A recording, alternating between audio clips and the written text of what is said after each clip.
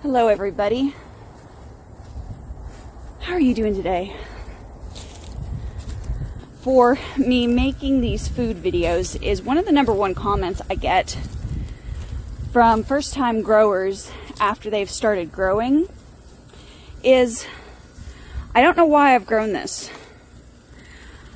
I've grown this and I've eaten everything that I can, and now I'm just giving it away to people, and why am I even doing this? So part of the reason that I'm showing you recipes also on this channel and preservation methods is just so that you have an idea of what you can do with the harvest, because summer produce is really at the end of the day about preservation. You're preserving the summer harvest, whereas the winter harvest, you don't have to like preserve it. You know, a beet, they like to be out in the cold. They actually taste better once they've been out in the cold. So all you're really doing with a beet is just running out and grabbing it and saying, yum, dinner. Same with kohlrabi or rutabaga. There's really not a whole lot of preservation going into it. So that's where I'm giving you these different preservation methods, different ways of cooking with them, because what I'm going to do is I'm actually going to do dried, seasoned, current tomatoes.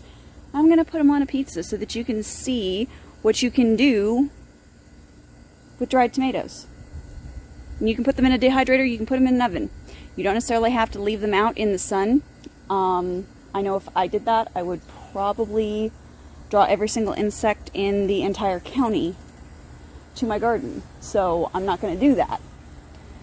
But let me go on ahead and put you on Hyperlapse while I potentially find a tomato hornworm and pick off these tomatoes for us to turn into dried tomatoes so that we can use them on our pizza.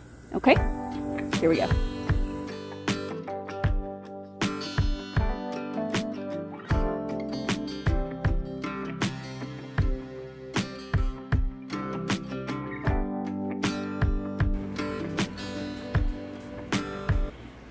Alright guys, so now we're inside. I'm going to show you how to preserve these current tomatoes and turn them into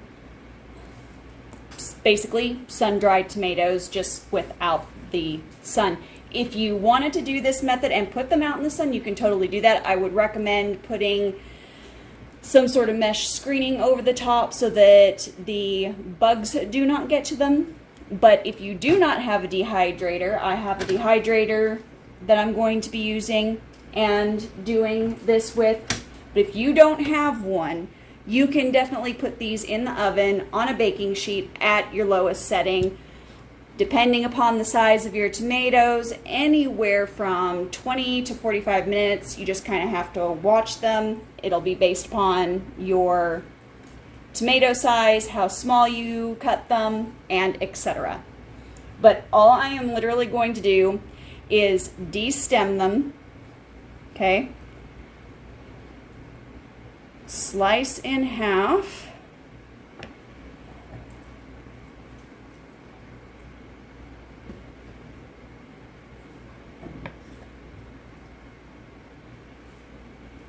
Like so.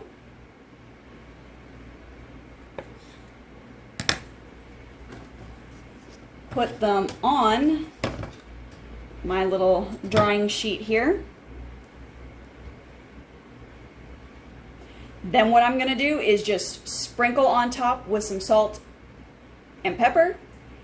Add a little bit of dried basil on top. Obviously that I've got crushed up and ground. Just sprinkle it all over the top. I'll show you that bit here in a minute. And then I leave all of these going on my dehydrator for about 7 to 8 hours. Take them out, put them in a baggie, top with a little bit of olive oil, and I put them in the freezer to use later. If you're doing the oven method, you can definitely have these guys the same day for your pizza, but I've actually got some already done and in olive oil that we'll use on the pizza later today. And then if you're also not wanting to use any plastic, you can put these in a glass jar and do the exact same thing, top them with oil, and you're good to go.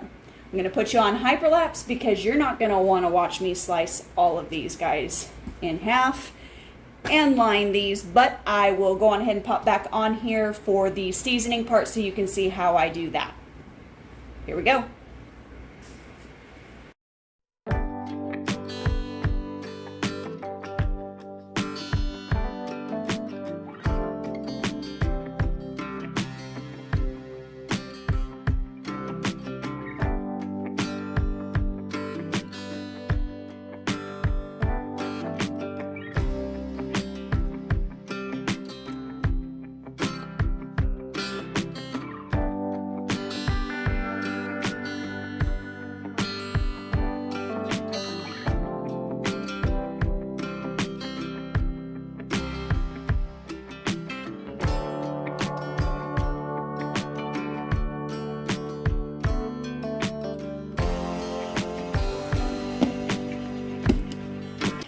Alright guys, so at this point we've got our throwaway. These are the ones that have already basically pre-burst.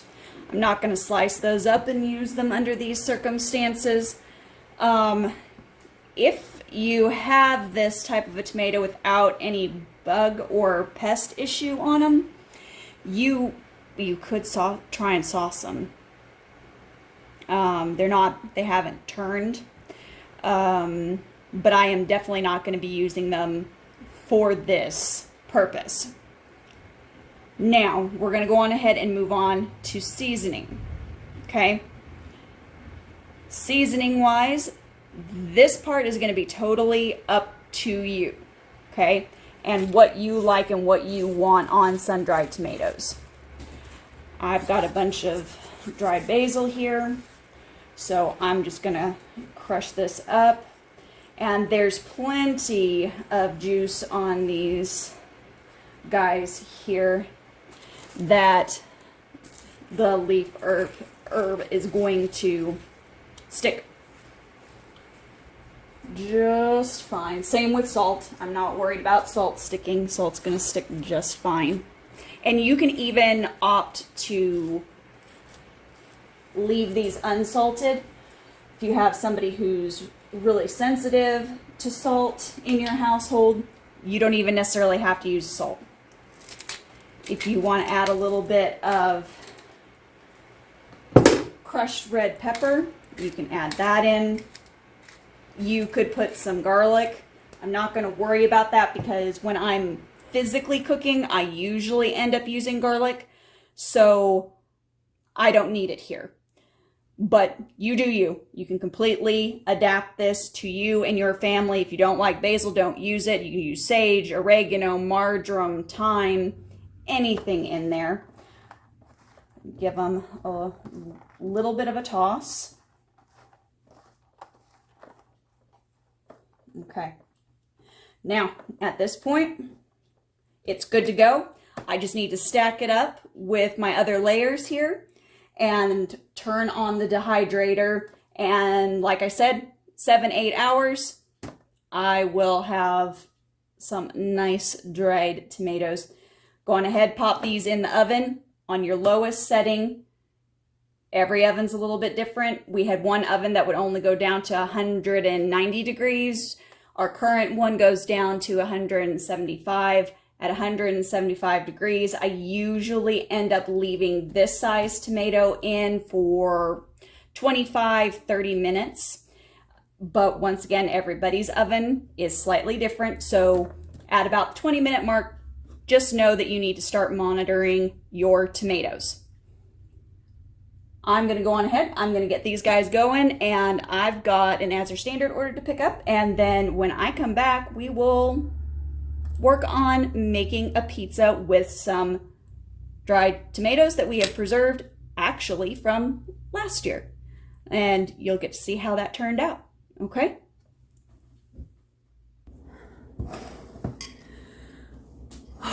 Okay guys, definite outfit change here. Sorry about that, but went and got the as her standard order, and even though it's cooled down, being on that pavement was really hot. So showering was necessary, which is okay because we're gonna have a official Friday night pizza and movie night. Very rare that I do that. I usually do breakfast on Fridays, but in this case, I'm wanting pizza.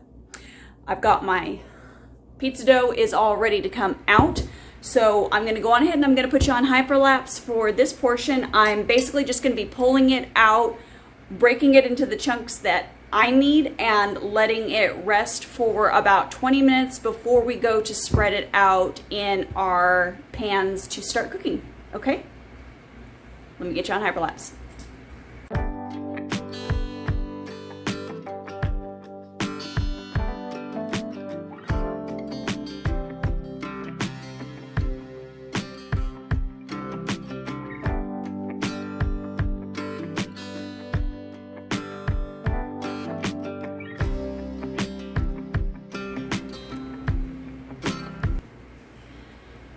Alright guys, so at this point I have actually pre-put these into the oven, and obviously I'm kind of doing personal pan size pizzas here. This actually is going to work out better for me personally because tomorrow I'm going to be out in the garden, and usually after I'm done being out in the garden and it's lunchtime, I'm starving, but I really don't feel like cooking anything for myself. So having two separate ones is just gonna work out beautifully, to be honest. Now, let me actually, I've got here, so this is an example of an oil-packed tomato group from last year, and then you guys will have remembered the pesto recipe.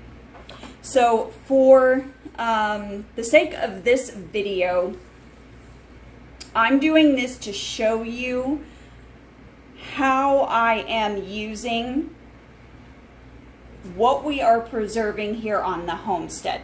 One of these guys, I've actually got a black creme tomato that I'm going to put on top, but for the sake of this video and for you seeing the relevance of what we are doing here, I'm going to be doing one with these sun-dried and oil-packed tomatoes from last year. That's going to be what these are. Now I've changed how I do the sun-dried tomatoes. I do not have a whole lot of space here in the house. Our home is only just a little over 1,000 square feet. So there's not a lot of like actual storage space. So for us, it ended up being more practical, instead of putting them in jars, to put them in freezer baggies, lay them flat, and we could layer them up in the bottom of our freezer. So we started doing that instead of putting them in here. That's just a tip and option for those of you who are trying to store in small spaces. Okay. Lost a little bit of the oil. Now, oil packing, if you do opt to do this in a jar, what the oil packing does is it creates an oxygen seal. And I'll actually need to top this off with a little bit more. You want a good, at least ½ inch over the top of what's in the jar, just to help keep out any mold growth.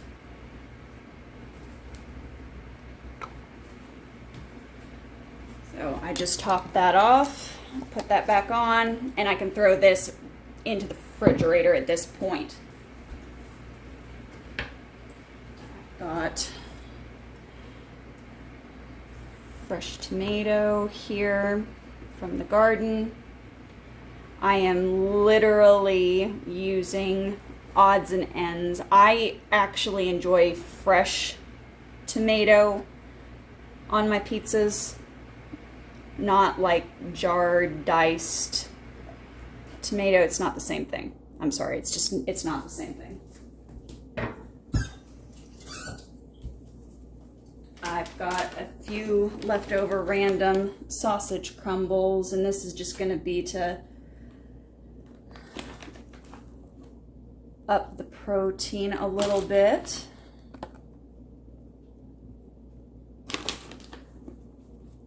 So if you just have some random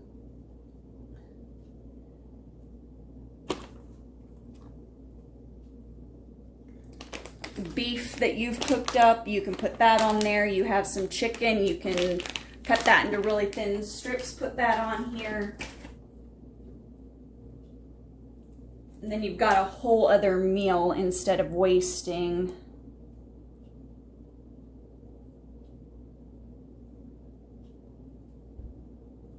So literally my Friday night dinner is just going to be made up of what I have on hand. Okay guys, so I hope this video at least inspired you a little bit and maybe gave you some ideas that you can adapt for you and your family where you are as far as garden to table goes. Sometimes it just takes a little bit of ingenuity, and granted, when you are cooking with what you have out in the garden, sometimes you don't have what a recipe calls for, I guess you could say. Sometimes you just have odds and ends things and you wonder what to do with it, or you prep something that you did bring in from the garden and it was months and months ago and you haven't used it and you don't know how to use it. So I hope this kind of gave you an idea of what you could do with sun-dried tomatoes.